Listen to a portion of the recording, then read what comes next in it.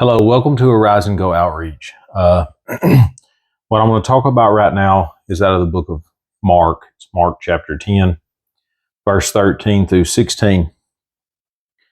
Right now, I'm wanting to address men, Christian men, but all men. And like I said, we'll start in Mark chapter 10. We'll read verse 13 through 16. It says, "Then they brought little children to him," talking about Jesus, "and he might touch them. But the disciples rebuked those who brought them. But when Jesus saw it, he was greatly displeased, and said to them, Let the little children come to me, and do not forbid them, for of such is the kingdom of God. Assuredly, I say to you, whoever does not receive the kingdom of God as a little child will by no means enter it. And he took them up in his arms, laid his hands on them, and blessed them." So I'm going to say something that might offend some people, but that's good. Christians need to be more willing to offend. We live in a world where males don't know how to be men. We're living in a world where there's much confusion. I want to tell you something that I see. I see men not spending enough time with children. I see men leaving children way too much of the majority of the time with their mothers. And there's nothing, thank God for godly mothers. But young boys need men in their life. Who better to teach a boy to be a man, than his father? So, we see men saying, "I'm too busy. I'm going to be brush hogging. Go be with your mom. I'm going to be working in the shop. Go with mama." So next thing you know, little boys are with mama shopping. They're with little mama at showers, baby showers. They're with mama at wedding showers. And who is predominantly at baby showers and wedding showers? Women. Now, I'm old school. I don't go to baby showers. I'm not going to a baby shower.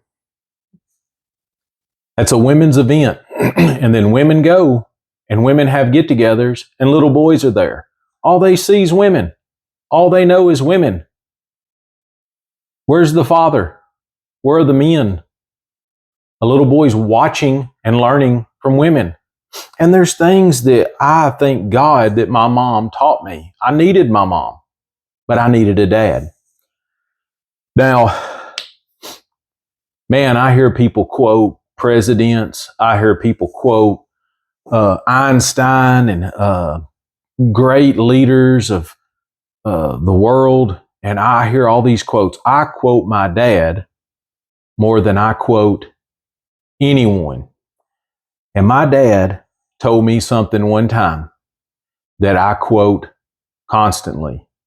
He told me, he said, "Son, when you get older, you'll have many regrets. But one thing you will never regret is time spent with your children." That is 100% true. I was on my tractor. I was brush hogging. And I look over and my son is throwing the ball up in the air and catching it by himself. I dropped the brush hog. I killed it. I said, "Go get my glove." Because the words of my father come to my mind. And when you're on your deathbed, do you really care that you got that pastor mode? Or will you be more thankful for the time that you got to spend with your children? I have a uncle. He's going to get mad at me maybe, but I have an uncle, Bill. And I was probably 4 years old, and my Uncle Bill put me on his knee. And he showed me, when mowing a yard, how to line the tires up on the grass that's been cut, on the grass that you're going to cut. And he explained to me this. That's 40 years ago. I still remember my Uncle Bill putting me on his knee. You know who, to this day, I still have close relationships with? My dad, my Uncle Bill. Why? Because they were men who spent time with me and showed me what it was to be a man. And now a Christian man.